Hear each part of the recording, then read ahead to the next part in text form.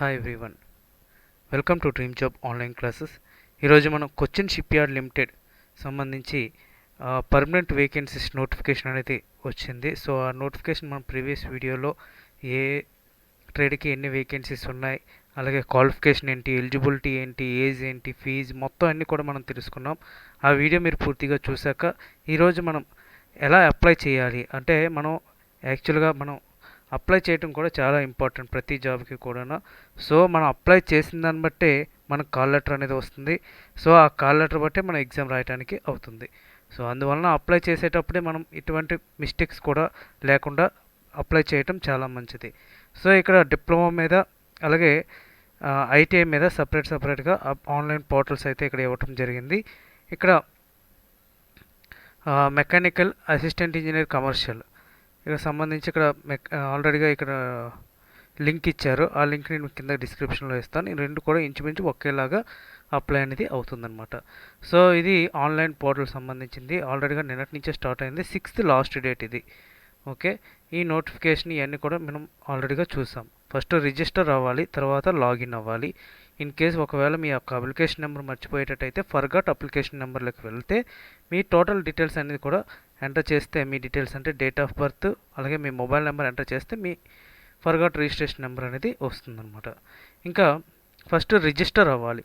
New క్యాండిడేట్స్కి ఇక్కడ register అనేది అవ్వాలి. Candidates first name, middle name, last name. Okay, and post applied for, అలాగే essential qualification, gender, marital status, అలాగే category OBC అయితే ఓబీసీ, అన్రిజర్వ్డ్ అయితే అన్రిజర్వ్డ్, ఎస్సీ అయితే ఎస్సీ, ఎస్టీ అయితే ST. Okay, and nationality state ఏ state అయితే ఆ state enter చేస్తారు. And nationality Indian, ex service man అయితే ఎస్ అయితే ఎస్, నో అయితే నో. అండ్ ఇన్ కేస్ ఇంతకుముందు ఎంప్లాయ్ సిఎస్ఎల్ ఎంప్లాయ్ అయితే ఎస్ అని క్లిక్ చేస్తారు, ఒకవేళ నో అయితే నో అనమాట. అండ్ రిలేటివ్స్ ఎవరైనా మీ ఉంటే సిఎస్ఎల్లో ఎస్ అని క్లిక్ చేయాలి. అంటే రిలేటివ్స్ అంటే డిపెండెన్స్, ఒకవేళ మీ ఫాదర్ కానీ మీ బ్రదర్ కానీ ఎవరైనా ఉంటే మాత్రమే, అంతేగాని కొంచెం దూరపు చుట్టాలైనా సరే అవ్వదన్నమాట. ఓన్లీ మీ సొంత రిలేటివ్స్ మాత్రమే. అండ్ మీ రిలేటివ్స్ ఎవరైనా రిటైర్మెంట్ అయిన వాళ్ళు ఉంటే ఎస్ అని క్లిక్ చేయండి, నో అంటే నో.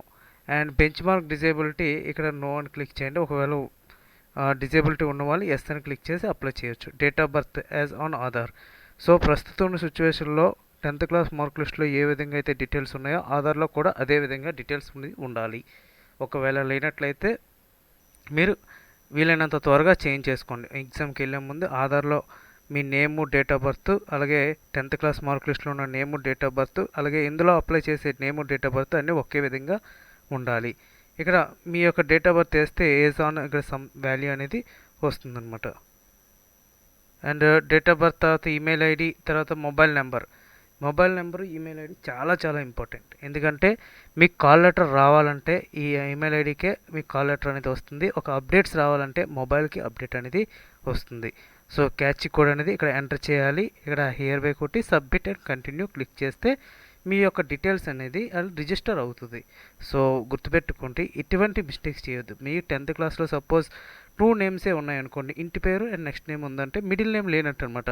అంటే first name and last name ఉన్నట్టు. ఒకవేళ 3 నేమ్స్ ఉంటే మిడిల్ నేమ్ ఉన్నట్టు. మీరు కొంతమంది 4 నేమ్స్ ఉండొచ్చు అని అనుకోవచ్చు. ఫస్ట్ నేమ్ ఇక్కడ రాయండి, లాస్ట్ నేమ్ ఇక్కడ రాయండి, మిడిల్ నేమ్ ఒక 4 నేమ్స్ ఉన్నా అదే రాయండి. Okay, so post applied for అన్నప్పుడు ఎలక్ట్రికల్ అయితే ఎలక్ట్రికల్, ఎలక్ట్రానిక్స్ సిపరేట్ వుడ్ ఏదైతే ఆ ట్రేడ్ రాసుకుంటారు. నేనైతే ఎలక్ట్రికల్ అనేది క్లిక్ చేస్తాను. And essential qualification ITI certificate ఉంది, అప్రెంటిస్షిప్ ఉంది. Okay, gender, marital status.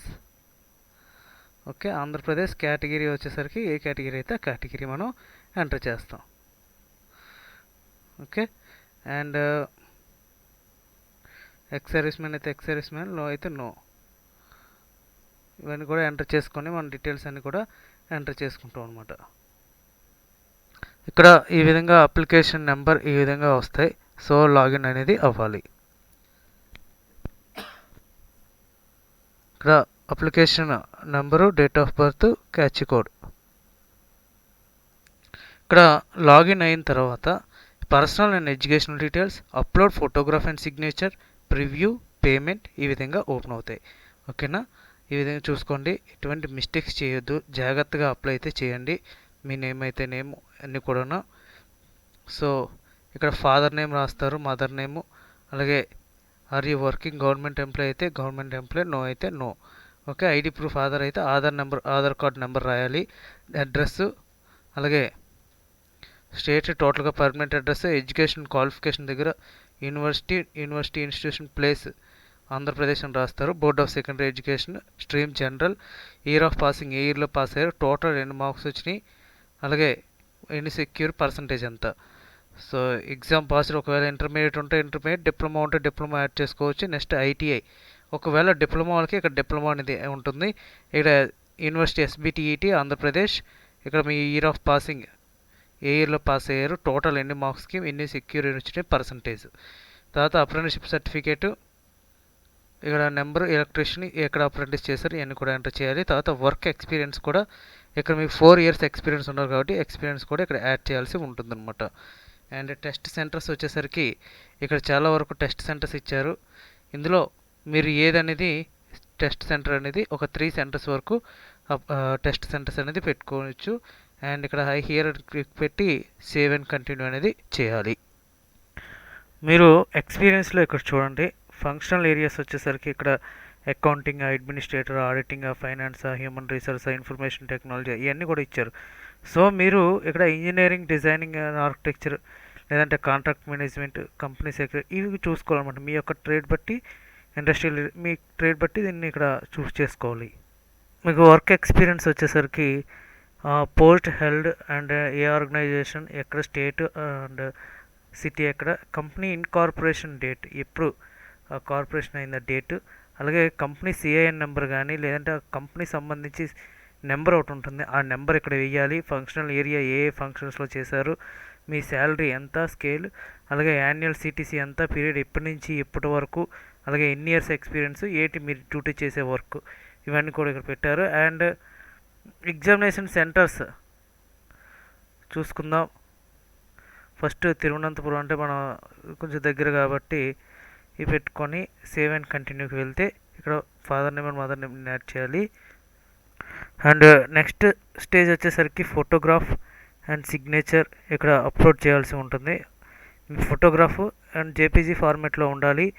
And ఇక్కడ 25 KB ఫోటో సైజ్ అనేది 25 KB to 200 KB ఉండొచ్చు. And dimension should be 3.5 cm into 4.5 cm. అలాగే సిగ్నేచర్ వచ్చేసరికి 15 to 150 KB, 3.5 to 1.5 cm ఉండాలి.